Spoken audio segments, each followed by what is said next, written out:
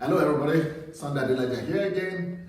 I'm going to keep on talking to you about organized righteousness. By now, if you've been following my teachings, you should be aware and you should be more familiar with the term organized righteousness. That's my own little solution. That's my own little answer for the crisis of the world and how to make the world a better place. One day I'm no longer going to be here, but I want my concept to remain. I want my ideology to remain. And that's why I started doing this series so that people just don't think Sunday Adelaja is just a pastor or Sunday Adelaja is just an evangelist. But more than that, I know that, I'm a philosopher. And I know that as a philosopher, I must be an ideologist. So I'm selling my ideologies and my philosophies to the world, both in my time and after I'm done.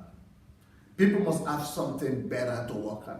Right now, the philosophies and the ideologies that we have in our universities and schools are mainly the ideologies and philosophies coming from good people, but maybe not really Christian people. Or Christians, but not really biblical. So I think it is a good thing that Christians who know Christ, who have a personal relationship with God, and who are biblical, begin to come out with biblical concepts that are, sellable to the public as pure philosophical in content, but also biblical in ideology. So these ideologies, these ideas or ideologies that I'm bringing, and these, concepts or philosophies that I'm bringing, believe you me, they are grounded in the knowledge of God and in the principles of the scriptures. But they are molded in such a way that they could be used to build the society. Because for a long time, many Christians have thought that Bible is only good enough for the church or for the clergy or for religious lifestyle.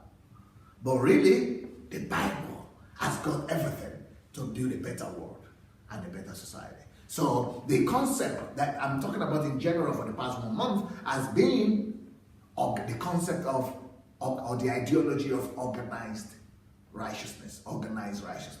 But today, I'm going to look at it from this point of view. You could have everything as a nation and as an individual as well, but let's talk in the context of a nation. So a nation could be blessed with everything. A nation could be blessed with raw materials, mineral resources, and there are a lot of nations like this in Africa, where I come from, that are so blessed that one of the most blessed and most the richest nations in the world will be Congo, DRC, Zaire, Kinshasa. That is a very wealthy nation, one of the richest in the whole world. But the people live a poor life.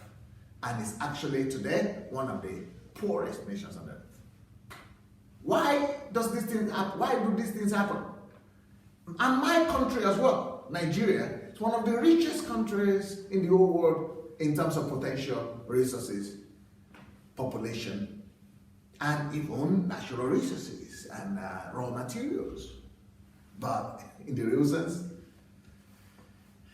this country is still one of the richest, one of the poorest countries in the world. Our people are one of the poorest in the world.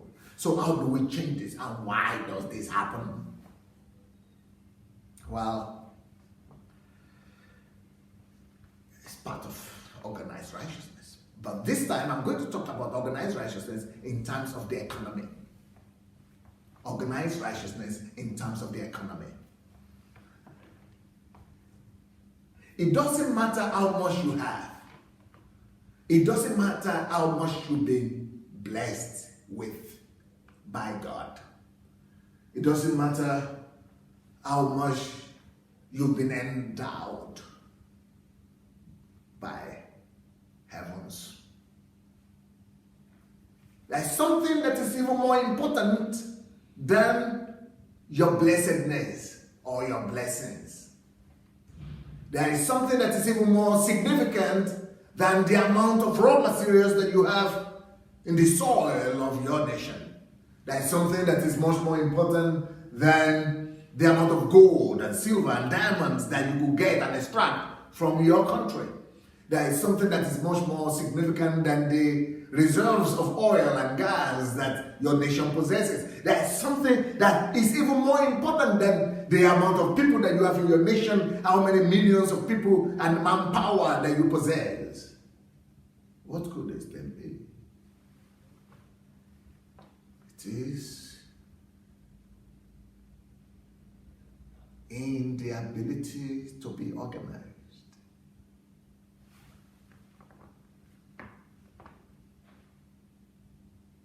Organizational skills, ability to manage and organize, to structure, is a greater wealth than all the diamonds, gold, oil, reserves that you have in your nation. Just the ability to organize. That skill alone, the skill to be organized. If you possess organized righteousness economically, if you bring the principle of organized righteousness into the economy, you will get wealth where there are no raw materials or natural resources. That's what happens in a country like Singapore. They don't have natural resources. They don't have raw materials. But the skill, organizational skills, the ability to organize, organized righteousness has made Singapore to be so wealthy that per capita is wealthier than the United States of America as of today. Organized righteousness, the ability to be organized. When you bring that into nation running and into economic management, you will discover that you don't really need raw materials as such. There is a greater value than that. Organized righteousness, this ability to be organized, the structural abilities, managemental ability, organizational skills, the ability to be organized is much more valuable, is much more better than just the possession of natural wealth without a corresponding skill of organization. Let me show you where I got this from the scriptures. I'm a student of the Bible, so if you look into the book of Proverbs, Proverbs chapter 13, one of my favorite scriptures. Proverbs chapter 13, verse 23. In Proverbs chapter 13, verse 33, it tells a story of a man. But the writer of that scripture, which I believe is Solomon, is referring to this man, the hero of this story, as a poor man. Because it says, much food, there is much food in the ground or in the field of the poor. But then it says, because why I'm surprised is, he said, how could you say there is much food in the field? Then you say the man is poor. Wait a minute. Let me shut my eyes. Much food in the field, in the farm of a man, and now you are saying that the man is poor. How? Tell me the logic. These are the reasons why unbelievers say we have so many contradictions in the Bible. And that the Bible is full of contradictions. How could you say there is much food, much resources in the field, in the ground of a man, and then you describe the man as poor? Wait a minute. Poor for having much? Poor for having too much? Poor definition of poverty and of being poor is that you don't have anything.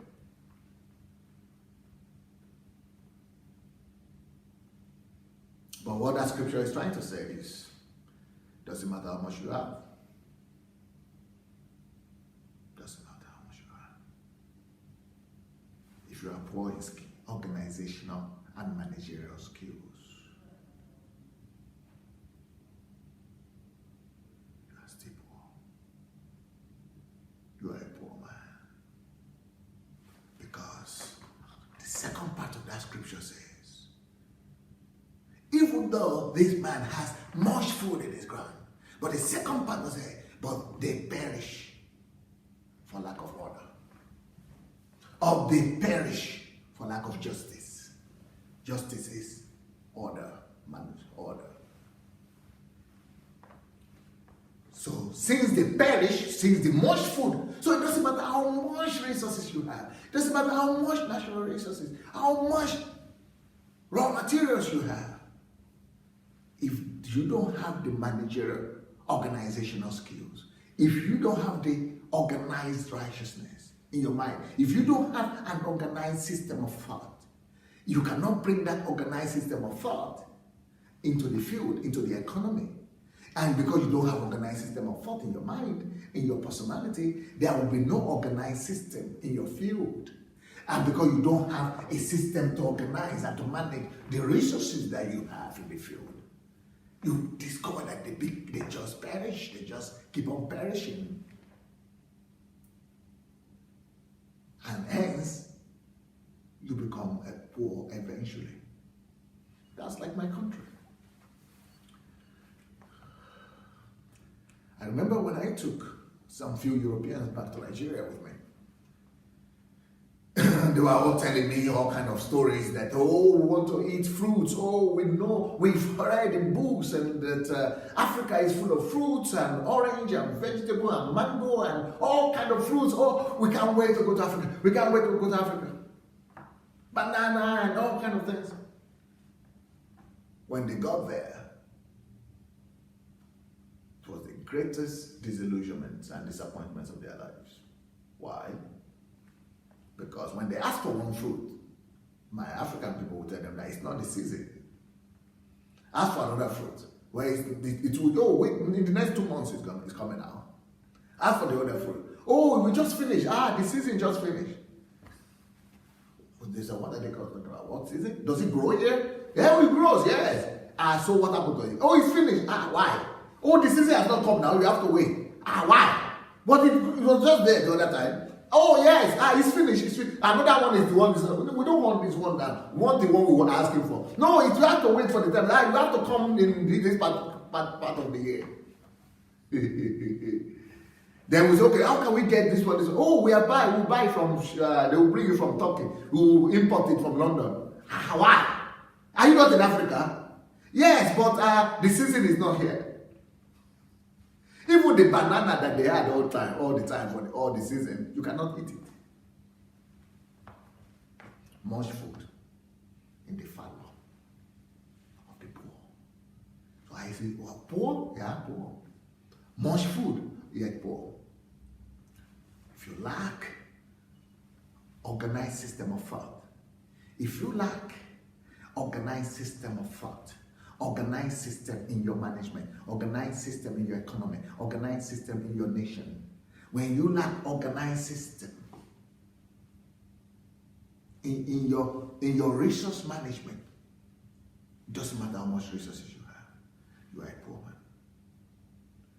So to help Africa and to help the world, this ideology of organized righteousness, an organized system of thought is absolutely essential for us to build a better world, for our children, for our grandchildren, for the world, for posterity, and to run the world better. Let's stop depending on resources, raw materials, and natural resources. Let's stop depending on how much we have. It's not about how much we have. It's organized our system of thought is. It's about how organized the righteous are. Organized righteousness for the love of God, church, and nation. Peace. If you have been watching our videos and maybe you enjoy them, maybe you don't enjoy them, but still, we need you to help us spread the word. And for that to happen, we only need you to take 5 little steps. Please help us spread this word by liking the video. Then, if you have not yet subscribed to our channel, please go ahead and subscribe to the channel. We also need you to press the notification button, and the way to do that is to click on the bell. You see the bell there? Click on it. Then, of course, leave your comments. Let's know what you're thinking about each video. And finally, we need you to go and share the word. Share this video on your Facebook timeline, on your Instagram, and every other platform that you have. All right? Let's win the world for Christ.